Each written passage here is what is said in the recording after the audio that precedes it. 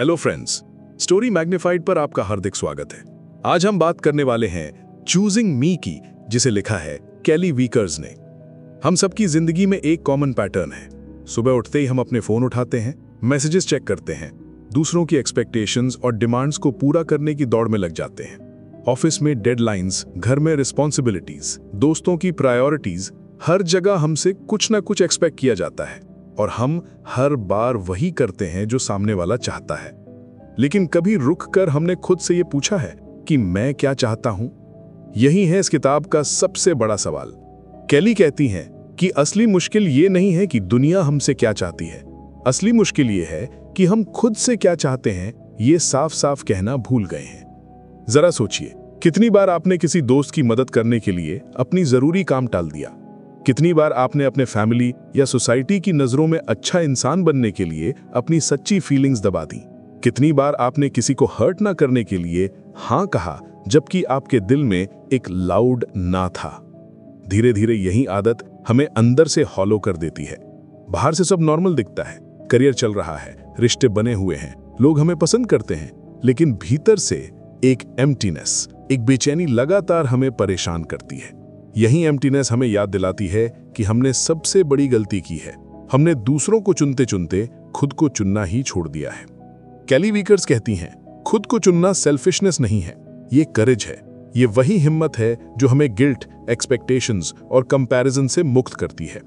Choosing yourself का मतलब है अपनी जरूरतों को एक्नॉलेज करना, अपनी बाउंड्रीज को रिस्पेक्ट करना और अपनी हैप्पीनेस को उतना ही इंपॉर्टेंट मानना जितना हम दूसरों की हैप्पीनेस को मानते हैं। सोचिए, अगर आप हर सुबह मिरर में देखकर खुद से कहें कि आज मैं खुद को चुनूंगा, आज मैं वो डिसीजंस लूंगा जो मुझे पीस और क्लैरिटी देंगे, क्या आपकी जिंदगी बदल नहीं जाएगी?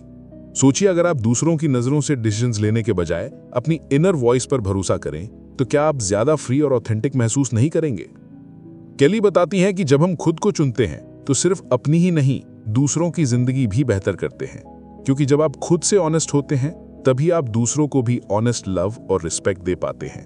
जब आप अपनी बाउंड्रीज डिफाइन करते हैं तभी आप दूसरों को हेल्दी तरीके से प्यार कर पाते हैं। इस किताब में केली प्रैक्टिकल टूल्स और इंसाइट्स देती हैं, कैसे गिल्ट से बाहर निकलें, कैसे क्लैरिटी से डिसीजंस लें, कैसे कंपैरिजन छोड़कर अपनी यूनिक जर्नी अपनाएं। चूजिंग मी एक किताब से ज्यादा एक मिरर है जो हमें हमारी असली पहचान दिखाती है। और यही कारण है कि यह किताब हर उस इंसान के लिए जरूरी है जो अक्सर दूसरों के लिए सब कुछ करता है लेकिन खुद को भूल चुका है। क्योंकि असली फुलफिलमेंट तभी पॉसिबल है जब आप अपनी जिंदगी के ड्राइवर खुद बने। तो दोस्तों, आज हम इस किताब के 12 पावरफुल लेसन्स एक्सप्लोर करेंगे। ये लेसन्स हमें स्टेप बाय स्टेप सिखाएंगे कि खुद को चुनना क्या होता है और ये कैसे हमारी रिलेशनशिप्स, हमारे करियर और सबसे बढ़कर हमारी इनर पीस को बदल सकता है। और इस जर्नी की शुरुआत हम करेंगे सबसे पहले कदम से, खुद को पहचानना और अपनी सच्चाई को एक्सेप्ट करना। लेसन 1, खुद को पहचानना, नो हु यू आर। केली वीकर्स कहती हैं कि खुद को चुनने की पहली सीढ़ी है खुद को पहचानना।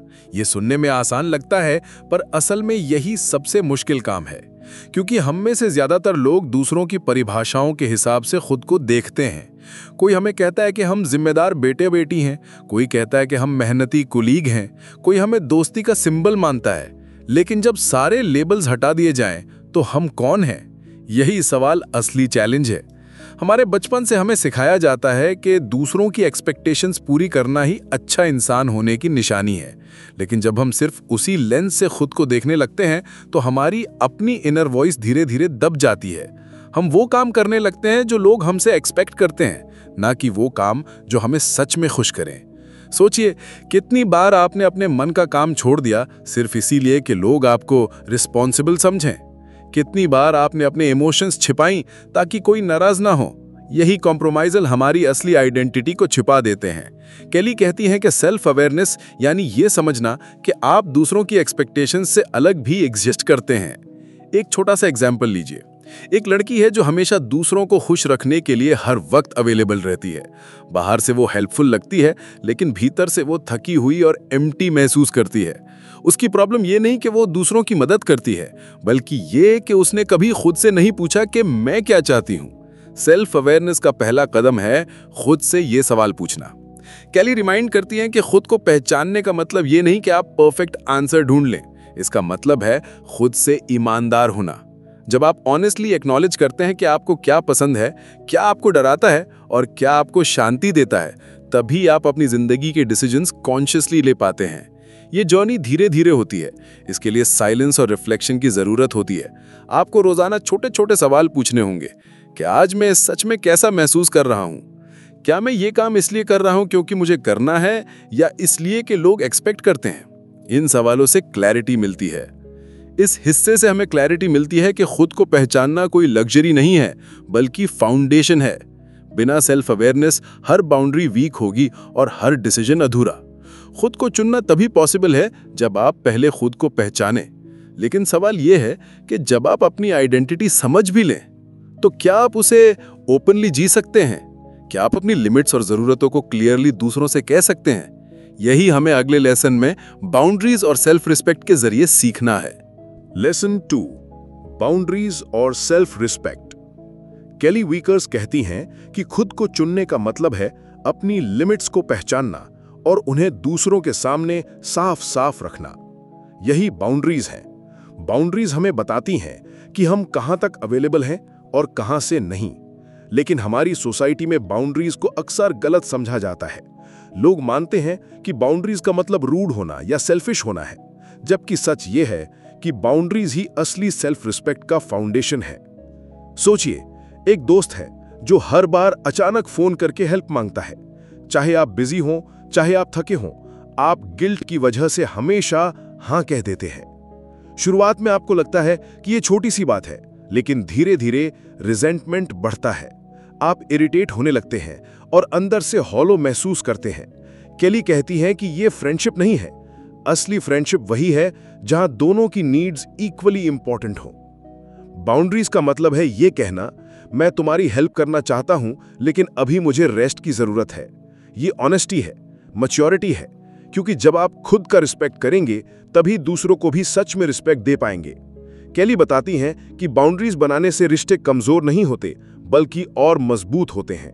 जब आप क्लियरली बताते हैं कि आपके लिए क्या एक्सेप्टेबल है और क्या नहीं, तो लोग आपको लाइटली नहीं लेते, वे आपको सीरियस मानते हैं और आपकी वैल्यू रिकॉग्नाइज करते हैं। बाउंड्रीज केवल लोगों तक सीमित नहीं है, ये सिचुएशंस में भी जरूरी हैं। जैसे सोशल मीडिया पर कितना समय बिताना है, वर्क ईमेल्स कब तक चेक करने हैं, वीकेंड्स पर कितनी कमिटमेंट्स लेनी है। जब आप बाउंड्री सेट करते हैं तो आप अपनी एनर्जी कॉन्शियसली इन्वेस्ट करते हैं और खुद को एग्जॉस्शन से बचाते हैं। लेकिन बाउंड्रीज बनाने का सबसे बड़ा एनिमी है गिल्ट। हम सोचते हैं कि अगर हमने ना कहा तो सामने वाला हर्ट हो जाएगा। केली हमें याद दिलाती है कि गिल्ट नेचुरल है, लेकिन ये प्रूफ नहीं है कि आप गलत हैं। बाउंड्रीज बनाना सेल्फ रिस्पेक्ट का हिस्सा है, और अगर कोई आपके ना से अपसेट होता है तो ये उनकी रिस्पॉन्सिबिलिटी है, आपकी नहीं। इस हिस्से से हमें क्लैरिटी मिलती है कि बाउंड्रीज के बिना सेल्फ लव अधूरा है। बाउंड्रीज हमें ग्राउंडेड रखती है और रिमाइंड करती हैं कि हमारी जरूरतें भी उतनी ही वैलिड हैं जितनी किसी और की। लेकिन अब सवाल उठता है, अगर बाउंड्रीज इतनी जरूरी हैं तो गिल्ट इतना स्ट्रांग क्यों लगता है? हम क्यों बार बार खुद की जरूरतों से कॉम्प्रोमाइज कर देते हैं? यही हमें अगले लेसन में समझना है। लेसन 3, गिल्ट और सेल्फ लव का रिश्ता। केली वीकर्स कहती हैं कि बाउंड्रीज बनाने की कोशिश करते समय सबसे बड़ा दुश्मन है गिल्ट। जब भी हम अपनी जरूरतों को प्राथमिकता देने लगते हैं तो हमारे भीतर एक आवाज उठती है, क्या मैं सेल्फिश हो रहा हूं? क्या लोग मुझे गलत समझेंगे? यही गिल्ट हमें अपनी सच्चाई ओपनली जीने से रोकता है। लेकिन केली समझाती हैं कि गिल्ट की असली जड़ दूसरों के एक्सपेक्टेशंस हैं। गिल्ट इसलिए आता है क्योंकि हम बचपन से सीखते हैं कि अच्छा इंसान वही है जो दूसरों के लिए सैक्रिफाइस करे। इस कंडीशनिंग की वजह से जब हम पहली बार खुद को चुनते हैं तो गिल्ट ट्रिगर हो जाता है। लेकिन इसका मतलब ये नहीं कि हम गलत हैं, इसका मतलब है कि हम पुराने पैटर्न्स तोड़ रहे हैं। सोचिए, कोई व्यक्ति हर वक्त अवेलेबल रहा हो और अचानक वो एक दिन कहे, आज मैं आराम करूंगा, मैं मदद नहीं कर सकता। नेचुरली गिल्ट आएगा क्योंकि ये उसके लिए नया बिहेवियर है। लेकिन क्या इस ना का मतलब है कि वो बुरा इंसान बन गया? बिल्कुल नहीं। इसका मतलब है कि उसने फाइनली अपनी नीड्स को भी उतना ही इंपॉर्टेंट माना जितना दूसरों की। केली रिमाइंड करती हैं कि सेल्फ लव और गिल्ट का रिश्ता उल्टा है। जितना आप सेल्फ लव प्रैक्टिस करते हैं उतना ही गिल्ट कमजोर होता जाता है। सेल्फ लव आपको ये क्लैरिटी देता है कि मेरी हैप्पीनेस और पीस उतनी ही वैलिड है जितनी दूसरों की। ये अवेयरनेस गिल्ट की पकड़ ढीली कर देती है। एक प्रैक्टिकल तरीका केली देती हैं। जब भी गिल्ट आए, खुद से पूछिए कि अगर मेरा कोई प्रिय दोस्त यही डिसीजन ले तो क्या मैं उसे सेल्फिश कहूंगा? ज्यादातर बार जवाब होगा नहीं, क्योंकि हम दूसरों के लिए कंपैशन रखते हैं लेकिन अपने लिए बहुत हार्श हो जाते हैं। यह सवाल आपको रिमाइंड करता है कि आपकी जरूरतें भी उतनी ही सम्मानजनक हैं। यह समझना जरूरी है कि गिल्ट कभी पूरी तरह गायब नहीं होगा, वो एक सिग्नल की तरह आता रहेगा। लेकिन फर्क यह है कि अब आप उसे पहचान पाएंगे और उसके अकॉर्डिंग रिएक्ट नहीं करेंगे। आप गिल्ट को सुनेंगे, एक्नॉलेज करेंगे और फिर भी वही करेंगे जो आपके लिए सही है। इस हिस्से से हमें क्लैरिटी मिलती है कि गिल्ट कोई प्रूफ नहीं कि आप गलत हैं, वो सिर्फ एक एको है सोसाइटी की कंडीशनिंग का। सेल्फ लव इस एको को शांत करता है और आपकी इनर वॉइस को एम्पलीफाई करता है। लेकिन गिल्ट से निकलने के बाद एक और बड़ा ट्रैप हमारा इंतजार करता है, कंपैरिजन। जब हम अपनी चॉइसेस दूसरों से कंपेयर करते हैं तो गिल्ट और इनसिक्योरिटी दोनों बढ़ जाते हैं, और यही हमें अगले लेसन में एक्सप्लोर करना है। लेसन 4, कंपैरिजन और ऑथेंटिसिटी। केली वीकर्स कहती हैं कि हमारी सबसे कॉमन आदत है कंपैरिजन, अपने आप को दूसरों से लगातार तौलना। सोशल मीडिया के जमाने में यह आदत और तेज हो गई है। हमें दिखता है कि कोई दोस्त दुनिया घूम रहा है, किसी का करियर तेजी से आगे बढ़ रहा है, किसी का रिलेशनशिप परफेक्ट लग रहा है, और हम सोचते हैं मेरी जिंदगी ऐसी क्यों नहीं है। लेकिन केली समझाती हैं कि कंपैरिजन हमेशा हमें हॉलो करता है। कंपैरिजन का मतलब है कि हम अपनी जर्नी को दूसरों की लेंस से देख रहे हैं।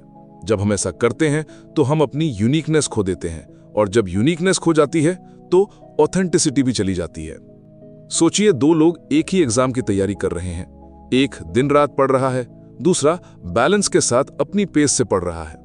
अगर दूसरा व्यक्ति हर बार पहले वाले से खुद को कंपेयर करे तो उसे लगेगा कि वो पीछे है, लेकिन क्या सच में? नहीं, उसकी जर्नी अलग है, उसका तरीका अलग है। यही है ऑथेंटिसिटी, अपने सच को जीना, दूसरों की स्पीड या सक्सेस को देखकर अपनी वैल्यू डिफाइन ना करना। केली बताती हैं कि ऑथेंटिसिटी का मतलब है अपने साथ ऑनेस्ट होना। इसका मतलब है अपनी चॉइसेस इस आधार पर लेना कि वो आपकी सोल को सेटिस्फाई करें, न कि दूसरों की अप्रूवल के लिए। जब आप ऑथेंटिक होते हैं तो आपको एक्सटर्नल वैलिडेशन की जरूरत कम पड़ती है। आपकी खुद की अप्रूवल ही आपके लिए इनफ हो जाती है। कंपैरिजन हमें बार बार रिमाइंड कराता है कि हम दूसरों जैसे क्यों नहीं हैं, लेकिन ऑथेंटिसिटी हमें रिमाइंड कराती है कि हम जैसे हैं वैसे ही इनफ है। केली कहती हैं कि जब हम कंपैरिजन छोड़ते हैं तो हम खुद को ज्यादा डीपली एक्सेप्ट करते हैं।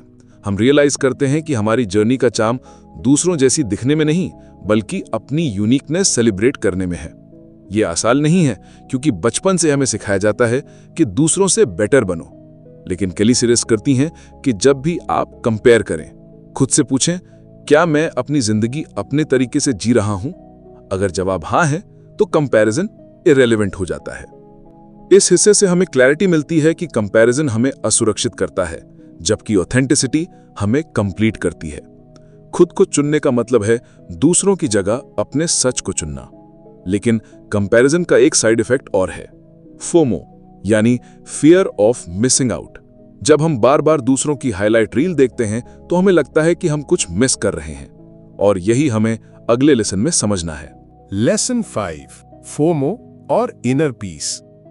केली वीकर्स कहती हैं कि आज की दुनिया में सबसे बड़ा इमोशनल ट्रैप है FOMO, fear of missing out.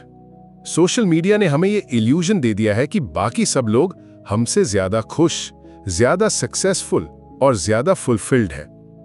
जब हम दूसरों की हाईलाइट रील्स देखते हैं, उनके वेकेशंस, अचीवमेंट्स, सेलिब्रेशंस, तो हमें लगता है कि हमारी जिंदगी बोरिंग है और हम कुछ मिस कर रहे हैं। लेकिन केली बताती हैं कि फोमो सिर्फ कंपैरिजन की एक एक्सटेंशन है। जब हम अपनी जिंदगी को दूसरों के एक्सपीरियंसेस से मेजर करते हैं तो हमें हर वक्त लगता है कि हम पीछे हैं। ये फीलिंग हमें रेस्टलेस बना देती है। हम हर जगह होना चाहते हैं, हर चीज एक्सपीरियंस करना चाहते हैं, और इस प्रोसेस में हम अपनी इनर पीस खो देते हैं। सोचिए, अगर आप किसी वीकेंड पर आराम करना चाहते हैं, लेकिन दोस्तों की इंस्टाग्राम स्टोरीज देखकर आप गिल्ट फील करने लगते हैं, मैं बाहर क्यों नहीं हूं? यही है फोमो।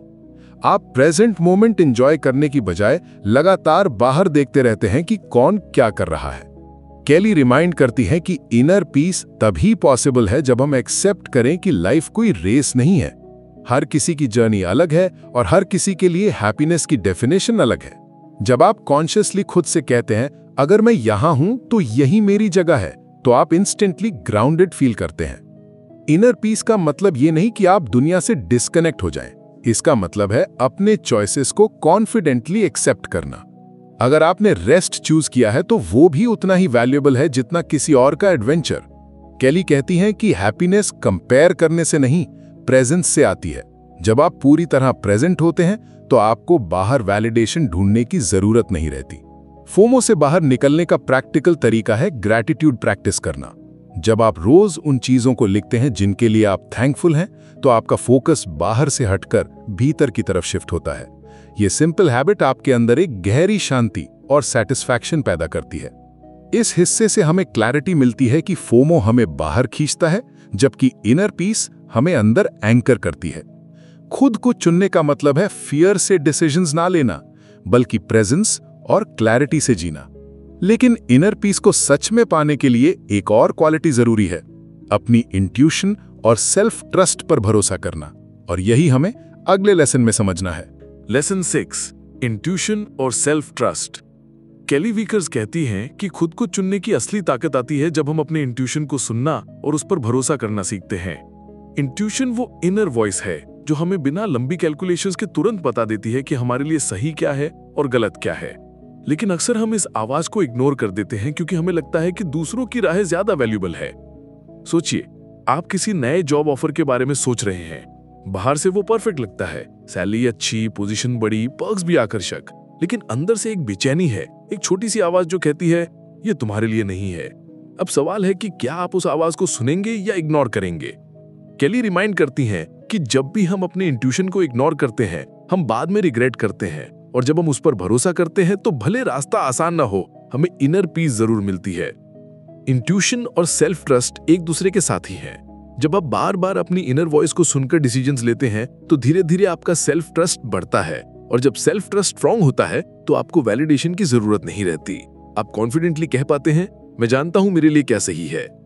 केली कहती हैं कि इंट्यूशन हमेशा लाउड नहीं होती, ये एक सटल फीलिंग होती है, कभी कंफर्ट के रूप में, कभी डिस्कंफर्ट के रूप में। इसे सुनने के लिए साइलेंस और अवेयरनेस की जरूरत है। यही कारण है कि अकेले में समय बिताना इतना जरूरी है। जब आप खुद के साथ क्वाइट मोमेंट्स रखते हैं तो ये इनर वॉइस और साफ सुनाई देती है।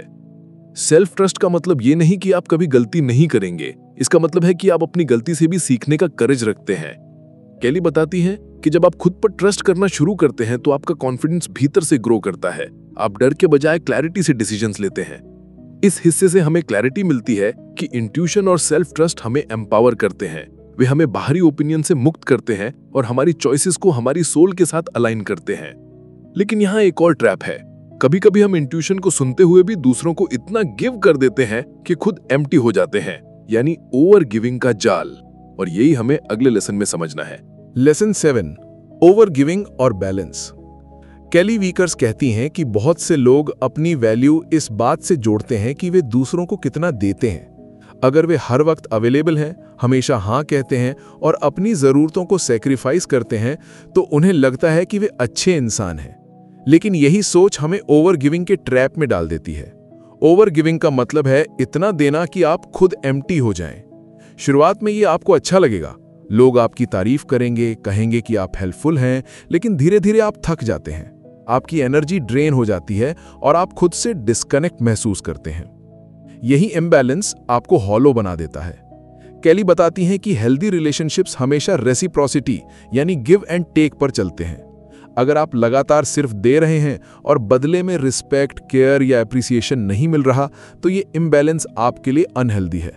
बैलेंस का मतलब ये नहीं कि आप देना बंद कर दें, बल्कि ये कि आप उतना ही दें जितना आप बिना खुद को खोए दे सकते हैं। सोचिए, अगर आपका कोई दोस्त हमेशा आपसे मदद लेता है लेकिन कभी आपकी जरूरत पर साथ नहीं आता, तो क्या ये सच में फ्रेंडशिप है? केली कहती है कि सच्चा रिश्ता वही है जहां दोनों तरफ केयर और एफर्ट हो। जब सिर्फ एक ही साइड से एनर्जी फ्लो होता है तो रिश्ता धीरे धीरे टॉक्सिक बन जाता है। ओवर गिविंग की जड़ अक्सर गिल्ट होती है। हमें लगता है कि अगर हमने ना कहा तो लोग हमें सेल्फिश समझेंगे, लेकिन केली रिमाइंड करती हैं कि जब आप खुद एम्प्टी हो जाते हैं तो आपका दिया हुआ भी क्वालिटी लूज कर देता है। इसलिए बाउंड्रीज और बैलेंस सिर्फ आपके लिए नहीं बल्कि आपके रिश्तों के लिए भी जरूरी हैं। इस हिस्से से हमें क्लैरिटी मिलती है कि ओवर गिविंग हमें कमजोर करता है, जबकि बैलेंस हमें ग्राउंडेड रखता है। खुद को चुनने का मतलब ये है कि आप दूसरों को सपोर्ट करें, लेकिन अपनी एनर्जी और हैप्पीनेस को भी उतनी ही प्रायोरिटी दें।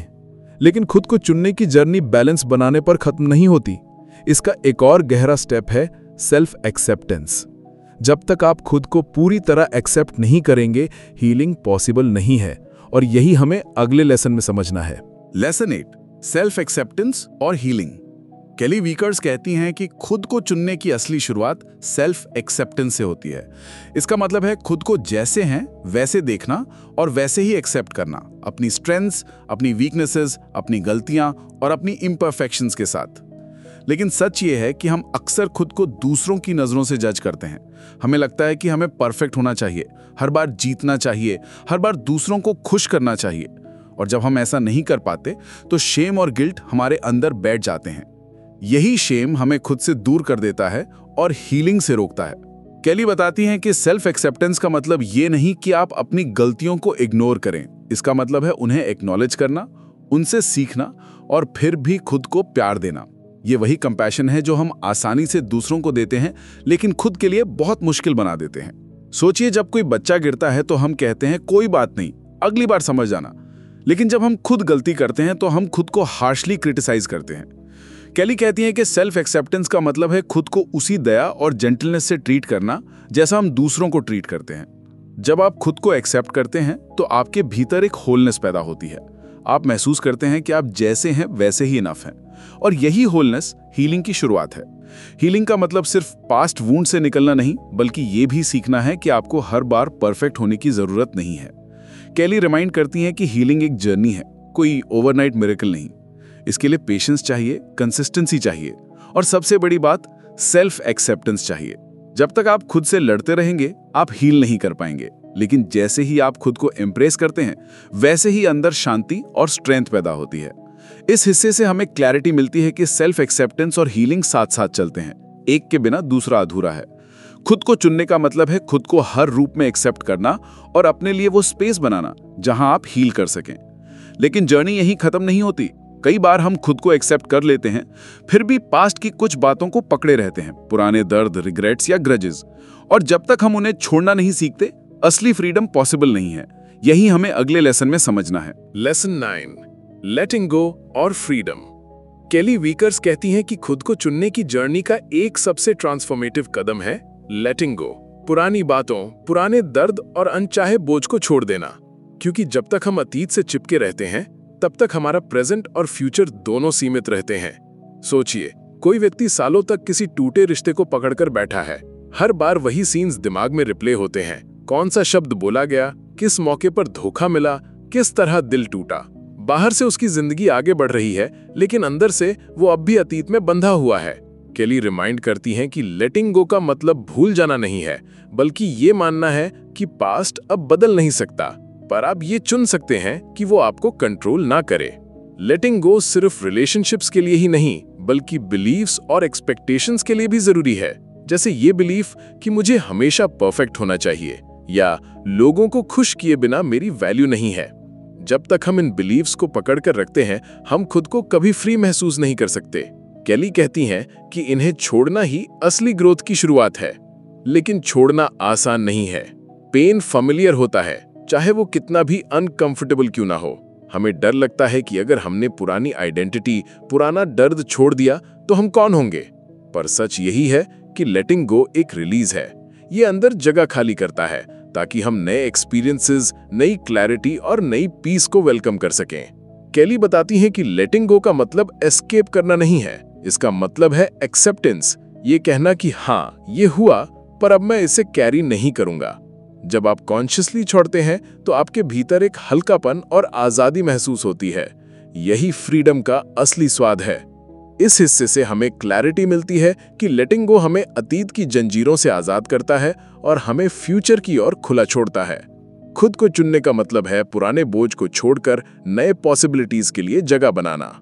लेकिन फ्रीडम तभी मीनिंगफुल होती है जब उसके साथ क्लैरिटी हो। जब आप पास्ट छोड़ते हैं तो आपको कॉन्शियसली ये तय करना होता है कि आगे आप क्या चुनेंगे, और यही हमें अगले लेसन में समझना है। लेसन 10, क्लैरिटी और कॉन्शियस चॉइसेस। केली वीकर्स कहती हैं कि खुद को चुनने का मतलब सिर्फ पास्ट को छोड़ना नहीं है, बल्कि फ्यूचर को क्लैरिटी के साथ चुनना है। और क्लैरिटी तभी आती है जब हम डिसीजंस को कॉन्शियसली लें, ना कि ऑटो पायलट पर। हमारी जिंदगी में ज्यादातर डिसीजंस आदतों, डर या दूसरों की एक्सपेक्टेशंस पर आधारित होते हैं। हम वही रास्ता चुनते हैं जो सेफ लगता है, या वही करते हैं जो लोग अप्रूव करेंगे। लेकिन केली रिमाइंड करती हैं कि कॉन्शियस चॉइसेस का मतलब है हर बार खुद से पूछना, क्या ये डिसीजन मेरे वैल्यूज और मेरी हैप्पीनेस से अलाइन करता है? सोचिए, आपके पास 2 जॉब ऑफर्स हैं। एक जॉब हाई सैलरी देती है लेकिन आपकी क्रिएटिविटी को दबा देती है। दूसरी जॉब उतना पैसा नहीं देती लेकिन उसमें आपको ग्रोथ और एक्साइटमेंट महसूस होती है।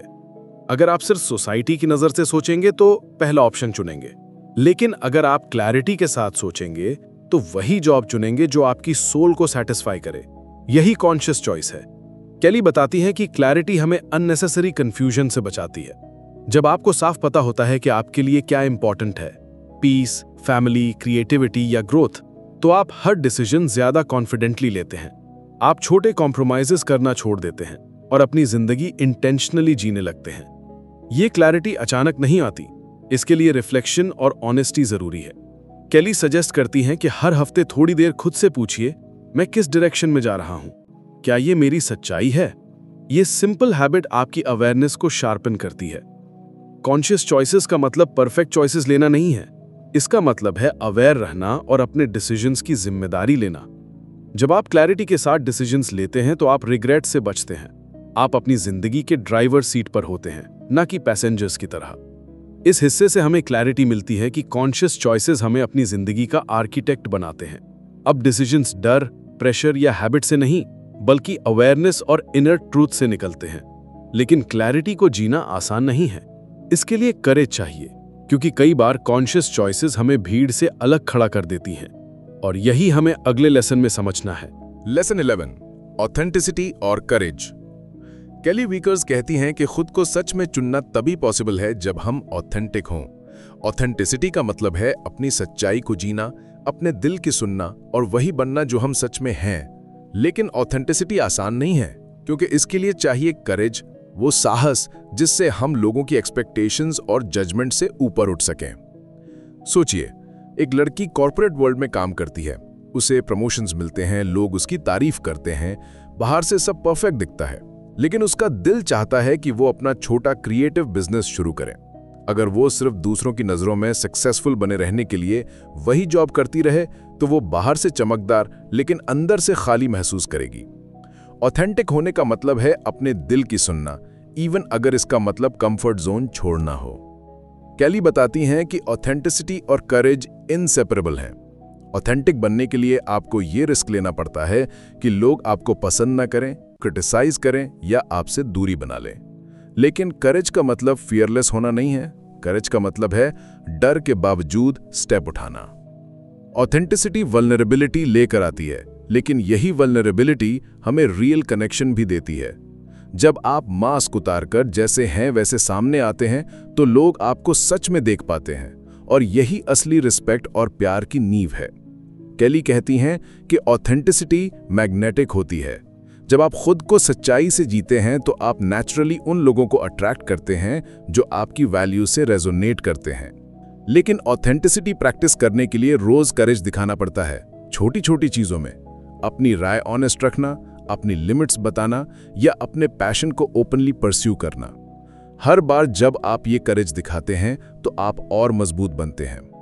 इस हिस्से से हमें क्लैरिटी मिलती है कि ऑथेंटिसिटी और करेज सेल्फ लव की नींव है। खुद को चुनना इनवर्ड जर्नी भी है और आउटवर्ड एक्शन भी। जब आप करेज से अपनी सच्चाई जीते हैं तो आपकी जिंदगी मीनिंगफुल बनती है। और अब इस जर्नी का अंतिम कदम है self love as a life long commitment. क्योंकि खुद को चुनना कोई एक दिन का फैसला नहीं, बल्कि पूरी जिंदगी निभाए जाने वाला वादा है। यही हमें अगले लेसन में समझना है। लेसन 12, सेल्फ लव और लाइफ लॉन्ग कमिटमेंट। केली वीकर्स कहती हैं कि खुद को चुनने की जर्नी कभी खत्म नहीं होती।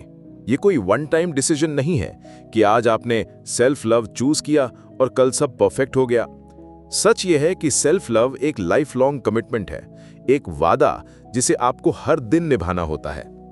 कुछ दिन आसान होंगे जब आप क्लैरिटी के साथ डिसीजंस लेंगे और खुद को कॉन्फिडेंट महसूस करेंगे, लेकिन कुछ दिन मुश्किल होंगे जब गिल्ट, डाउट या दूसरों के एक्सपेक्टेशंस फिर से आपको चैलेंज करेंगे। उन पलों में कमिटमेंट ही आपको याद दिलाएगा कि खुद को चुनना आपकी रिस्पॉन्सिबिलिटी है। सेल्फ लव का मतलब सिर्फ खुद को पैम्पर करना या ओकेजनल रेस्ट लेना नहीं है। इसका मतलब है अपने लिए बाउंड्रीज बनाना, अपनी इनर वॉइस को सुनना और अपनी जरूरतों को उतना ही महत्व देना जितना आप दूसरों की जरूरतों को देते हैं। केली रिमाइंड करती हैं कि सेल्फ लव डेली प्रैक्टिस है। जैसे कोई पर्सन जिम में डिसिप्लिन से जाता है और सालों तक मेहनत करता है, वैसे ही सेल्फ लव को भी रोज प्रैक्टिस करना पड़ता है। सोचिए, अगर आप सिर्फ एक हफ्ते एक्सरसाइज करें और फिर छोड़ दें तो कोई असर नहीं होगा, लेकिन अगर आप सालों तक कंसिस्टेंसी के साथ एक्सरसाइज करते रहें तो आपका पूरा हेल्थ ट्रांसफॉर्म हो जाएगा। सेल्फ लव भी ऐसा ही है, ये कंसिस्टेंसी और पेशेंस मांगता है। केली बताती हैं कि खुद को चुनना कभी सेल्फिशनेस नहीं है, ये फाउंडेशन है जिससे आप दूसरों को भी ज्यादा ऑनेस्ट और प्यार से चुन सकते हैं। जब आप खुद एम्प्टी होते हैं तो आपके रिश्ते भी हॉलो हो जाते हैं, लेकिन जब आप खुद स्ट्रांग और सेंटर्ड होते हैं तो आपका प्यार, आपकी मदद और आपकी एनर्जी ऑथेंटिक बनती है। सेल्फ लव का कमिटमेंट लाइफ लॉन्ग है, क्योंकि जिंदगी हर पल बदलती रहती है। न्यू चैलेंजेस आएंगे, नए लोगों की एक्सपेक्टेशन सामने होंगी, लेकिन हर बार आपको याद रखना है कि आपकी हैप्पीनेस और पीस भी उतनी ही महत्वपूर्ण है। इस हिस्से से हमें क्लैरिटी मिलती है कि सेल्फ लव कोई शॉर्ट टर्म गोल नहीं, बल्कि एक जीवन भर निभाया जाने वाला वादा है। खुद को चुनना हर दिन, हर सिचुएशन में रिपीटेड चॉइस है, और यही चॉइस आपकी जिंदगी को मीनिंगफुल और फुलफिलिंग बनाती है। और अब जब हमने इस किताब के सारे लेसन्स एक्सप्लोर कर लिए हैं, तो आइए इस पूरी जर्नी को समेटते हैं एक ग्रैंड कंक्लूजन में, जहां हम देखेंगे कि चूजिंग मी हमें किस तरह क्लैरिटी, करेज और असली फ्रीडम देती है। कंक्लूजन, खुद को चुनना, असली आजादी। दोस्तों, अब जब हम इस पूरी यात्रा से होकर गुजरे हैं तो एक बात बिल्कुल साफ है, जिंदगी का सबसे बड़ा साहस है खुद को चुनना। हम में से ज्यादातर लोग सालों तक दूसरों की उम्मीदों के हिसाब से जीते रहते हैं। हम सोचते हैं कि अगर सबको खुश कर दिया तो हमें भी खुशी मिल जाएगी, लेकिन असली सुकून तभी आता है जब हम अपनी इनर वॉइस सुनते हैं और उसी के मुताबिक जीते हैं। हमने इस सफर में देखा कि कैसे खुद से जुड़ना हमें क्लैरिटी देता है। जब हम ये समझ पाते हैं कि हमें सच में क्या चाहिए और क्या नहीं, तो हमारे डिसीजंस हल्के हो जाते हैं। अब गिल्ट या डर के बजाय ऑनेस्टी और करेज हमारी राह तय करते हैं। यही क्लैरिटी हमें उन छोटी छोटी कॉम्प्रोमाइजेस से बचाती है जो हमें थका देती थी। हमने महसूस किया कि दूसरों को खुश करने की दौड़ हमें हॉलो बना देती है। बार बार हाँ कहते हुए हम अपनी एनर्जी खो देते हैं, लेकिन जब हम बाउंड्रीज बनाना सीखते हैं और बैलेंस रखते हैं तो रिश्ते भी ज्यादा ऑथेंटिक बनते हैं और हम खुद भी ग्राउंडेड रहते हैं। सेल्फ रिस्पेक्ट सिर्फ एक शब्द नहीं, बल्कि हमारी आइडेंटिटी का हिस्सा है। इस जर्नी ने हमें यह भी सिखाया कि खुद को एक्सेप्ट करना ही हीलिंग की शुरुआत है। जब हम अपनी कमजोरियों और गलतियों को भी अपनाते हैं तो भीतर एक होलनेस पैदा होती है, और जब हम अतीत की बेड़ियों को छोड़ना सीखते हैं तो हमें एक हल्कापन और आजादी मिलती है। ये फ्रीडम हमें फ्यूचर की पॉसिबिलिटीज के लिए ओपन कर देती है। धीरे धीरे हमें यह एहसास होता है कि हैप्पीनेस किसी और की अप्रूवल में नहीं है, ये हमारे अंदर है, हमारी चॉइसेस में, हमारी ऑथेंटिसिटी में और उस करेज में जो हमें अपनी सच्चाई जीने की ताकत देता है। जब हम बिना मास्क के सामने आते हैं, वल्नरेबिलिटी दिखाते हैं, तो हमें डर तो लगता है, लेकिन यहीं से असली कनेक्शन और रिस्पेक्ट की शुरुआत होती है। आखिरकार ये पूरी यात्रा हमें एक ही बिंदु पर ले आती है। सेल्फ लव कोई लग्जरी नहीं, ये एक लाइफ लॉन्ग कमिटमेंट है। ये कमिटमेंट हमें रोज याद दिलाता है कि हमारी हैप्पीनेस और पीस उतनी ही महत्वपूर्ण है जितनी किसी और की। जब हम खुद को भरते हैं तभी हम दूसरों को भी सच्चे मन से कुछ दे पाते हैं। तो दोस्तों, अब सवाल आपसे है, क्या आप भी अपनी जिंदगी में खुद को चुनेंगे? क्या आप गिल्ट, कंपैरिजन और डर की जगह क्लैरिटी, करेज और सेल्फ लव को अपनाएंगे? अगर ये यात्रा आपको मीनिंगफुल लगी हो तो मैं आपसे एक छोटा सा निवेदन करता हूं, स्टोरी मैग्नीफाइड को सब्सक्राइब कीजिए। यहां हम आपके लिए ऐसी ही लाइफ चेंजिंग बुक्स और उनके गहरे लेसन्स लाते रहेंगे। और कमेंट्स में हमें बताइए, आप अपनी जिंदगी में सबसे पहले कहां खुद को चुनना चाहते हैं? शायद आपका जवाब किसी और के लिए इंस्पिरेशन बन जाए। याद रखिए, दूसरों को चुनना आसान है, लेकिन खुद को चुनना साहस है, और यही साहस आपकी जिंदगी की सबसे बड़ी आजादी है।